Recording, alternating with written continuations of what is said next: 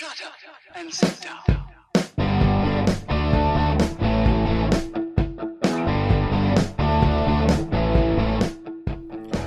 Welcome to Being on Stage, the only podcast that gives you motivation, inspiration, and confidence to be better on stage. No matter how you entertain, sing, dance, band, comedian, public speaking, MC, drag, burlesque, performance art, or street performer, this is the show for you. Hey rock stars, Reggie Dawson here, your host of the Being on Stage podcast. What is going on, my friends? Thank you so much for tuning in. Welcome back. And if this is your first time tuning in, welcome, I guess. Listen, I want to give you like an inside look at what I do when I watch a performance. And, you know, I've been called cocky, I've been called egotistical, I've been called an a-hole. I've been called all sorts of things, overly critical, control, like, you name it, I've been called it. But bottom line, I cannot help what it is that I do when I see a performance. Because of what I do, it puts me in a position to help the performer in the most honest way possible.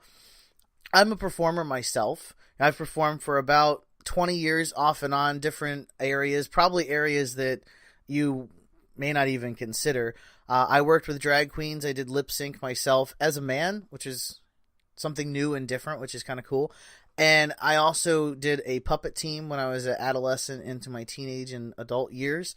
And then when I was younger, I froze on stage completely and totally and bombed in front of like 150 people. And that just scarred me for life, hence the puppet team behind the stage stuff. Nowadays, I MC at festivals, weddings, you name it. I just get in front of people and talk.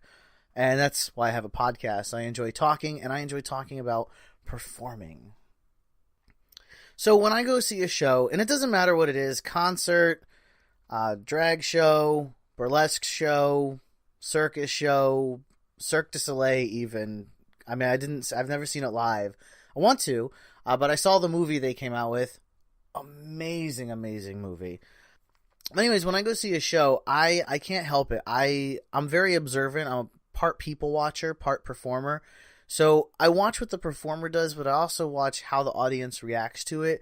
And commonly, if you watch me watch a performance, I'm like an owl. Like my head's always moving, like in a swivel pattern.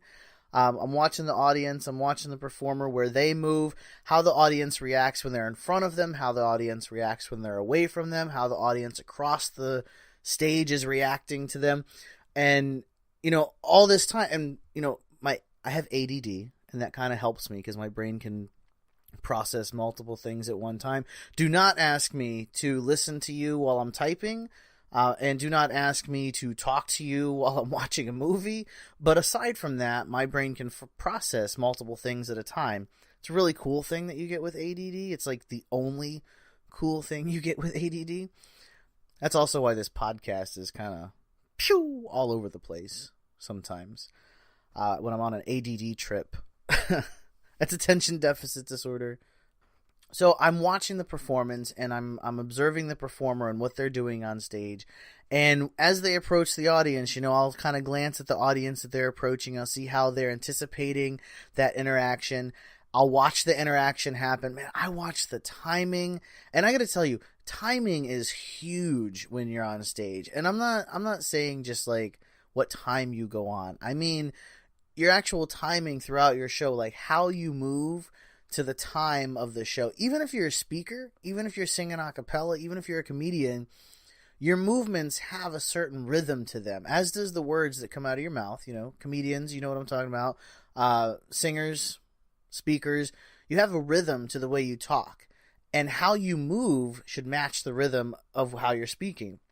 Same, I mean, dancers, circus performers, everybody that performs, there's a rhythm behind your performance. It may change, it may fluctuate, but there is a rhythm, and at times the rhythm is steady, and your body, your movement's got to match that internal rhythm that you have going on stage. That has an impact to the audience. The other thing is when the artist or when the performer approaches the audience, and when they actually have that more personal interaction where they're in like right in front of the audience, and it doesn't matter who it is. If it's a big celebrity, I saw Three Doors Down last spring. Oh my god, one of my favorite bands of all time. Honestly, a lot of their music just kind of it meant a lot to me. It means a lot to me and everything. Even them, and I couldn't help it because I'm such a fan. But watching how they perform, I couldn't help but this brain critiquing thing I do. I'm not critiquing celebrity performances. I'm not going there. Anyways, so when the performer is actually interacting with the audience, I watch how the audience face is reacting, and then I also look at like how the audience is reacting further away. Like, are they attentive to what this artist is doing? Is it drawing other people in?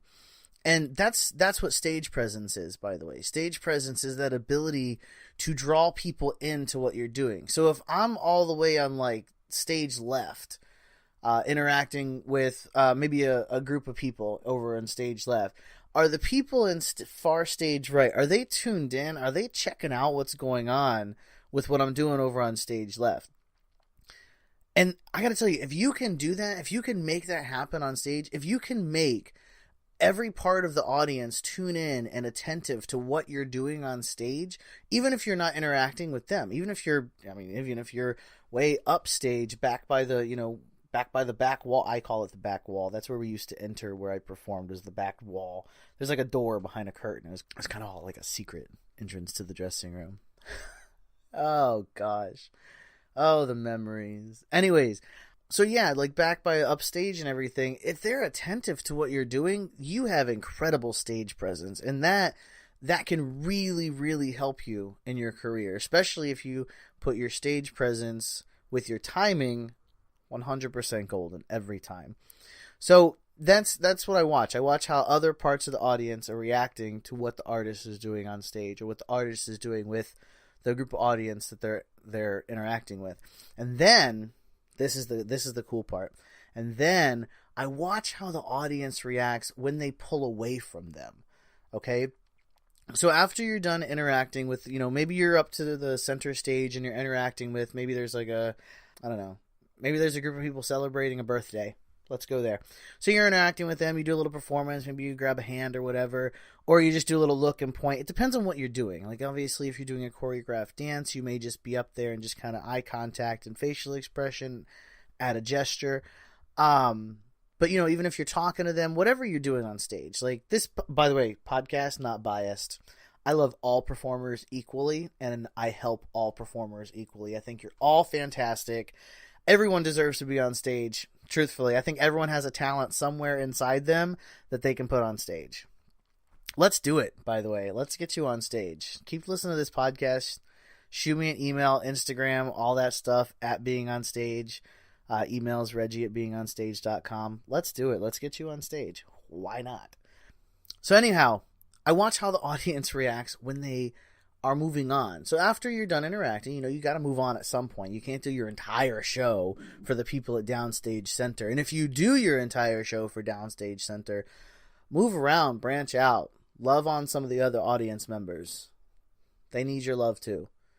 So after you're moving on, I look at how they react to when you're walking away, because that tells you a lot about how that interaction went. It's kind of like after the first date, when you're making that first phone call, you can kind of tell in her tone, like, if she, and I'm saying she, I mean, ladies, it could be he, of course. But for me, it's like, if she's like, oh, hey, yeah, you, it's like, no, not a chance. This girl is not going out with me again. So it's kind of like that with the audience as well. If you kind of walk away and they're like, okay, yeah, so back to what we were doing, there's no impact there. And that means your up close game, your up close interaction may needs a little bit of work. It has to do with reading people, you gotta, and that anticipation. So there's a process when you approach people that makes them kind of attract when you walk away. And what I mean by attract is, so if a performer walks away and the audience, like their attention, or even, I mean, I've had people actually follow me on stage, truthfully, but if their attention follows you, you had that impact, So, but it starts with the approach. It starts with the approach. It all starts with the approach. Like, yeah, my favorite part is how they react when you walk away, because they should follow you. Like, their gaze, their attention, it should follow you to where you go. They should be cheering. If they talk to each other or get distracted, it should be only to say, oh my God, that was amazing. But yeah, that's how you want them to react when you walk away. If they just go back to their cell phones or back to their conversation, then, maybe it's the approach you got to work on. The approach is the part that gets their attention. The approach is the part that gathers them. I've seen performers rush up into interacting with the audience. And listen, I understand the excitement. I'm excited too. It's great to interact with your audience. But if you bombard them and you catch them by surprise when even if they're not paying attention and they're on their phones, if you catch them by surprise, they are already turned off. So you got to kind of go at it a little slow. If there's a group of people that you plan on interacting with, you got to do kind of like a roundabout. It really is like dating. It really is approaching that girl in the bar. You don't just walk straight up to the hot girl or the hot guy. You don't just walk up straight to the hot person in the bar. You kind of you meander a little bit. You try to catch their gaze from across the room, and then you kind of go in a little almost like a zigzag pattern till you get there. Like you're meeting up with other people, but you're not really there. You're really focused on trying to get to them. That anticipation is what pulls people in. It happens quick. This is not like your whole show is spent on getting one group's attention. It happens quick. So you come on stage, you find the people that you want to interact with, right? Okay. This is what I look for. This is the mark. This is what I've noticed. Audiences react to the best. They get the most followers. I even go find them and follow them. This is what is the impressive part about performers. Okay. Performer comes out, you find the group or the person that you're going to interact with first. Okay. As soon as you're on stage, you pick. Okay. Once you pick, you make eye contact from wherever you're standing. And then you circle around, you go somewhere else, and you come to them. Maybe not right away, but maybe you make 2 moves. I'm saying moves, like you're going to walk in one direction and walk to another direction, and then you're going to get to them. Or you're going to look in another direction and then get to them. Okay? Once you get to them, you smile, you interact, you grab their hand, you point to them, you gesture. Whatever your interaction would be, you do it. And then when you pull away, always look back. Always look back and make some sort of facial expression, a smile, a smirk, I stuck my tongue out at people, stupid stuff, whatever you feel in the moment. Always look back, make a facial expression. They are yours. Most of the time, they're yours. They're going to at least pay attention to you for another few minutes or another couple minutes, or maybe even for the rest of the show if you have that strong of an impact on them. That's where the stage presence comes in. But yeah, that whole process that I just described, I know I went through it super, super fast, and it's because I know I'm running low on time. I was super excited to talk about this. I was just watching some performances, thinking about some performances, and then I realized, man, I've never shared my process of when I see a show and what goes through my mind. So there it is. That's it. But yeah, stage presence and getting out there and choosing your target. Choose your target wisely. Do a Hail Mary zigzag pattern. Approach them. Have a strong interaction with them. Smile. Be genuine. And again, it depends on what you do on stage. Obviously, if you're doing some sort of choreography, it may just be a glance or a look, but that's still an interaction. You still have to do it the same way. So if you're not able to move, then you have to shift your attention away and then back. And if you can physically get closer to them, it will help. That's it. That's the secret to really interacting with your audience. And then you just do that over and over and over and over and over again. So what I would do is I'd go out there and I'd choose a target. And then I do my zigzag pattern. As I'm doing my zigzag pattern, I choose my second target. So then I get to this person. And as I'm walking away, I'm glancing at the next person who I've already chosen from my zigzag pattern. And I look back to this person. And then I'm moving on to the next person. And I do the same thing. Have a good interaction with them. On my way to them, I've chosen my next target. So now I'm second target in, and as I'm moving away, I look back to them, I smile, move on to the third target. As I'm moving on, I'm choosing my next target. Sometimes I'll take a deviation if I have a strong point in the song, I've chosen my target, but instead of going right to them, I'll go center stage, do my strong movement, and then back into my audience interaction. So you can change it up. You can throw stuff in there in the middle. It makes it look more spontaneous, but it's kind of how you plan your show while you're on stage. If you have that freedom to do so, singers, comedians, speakers, if you have that freedom to move about the stage like that,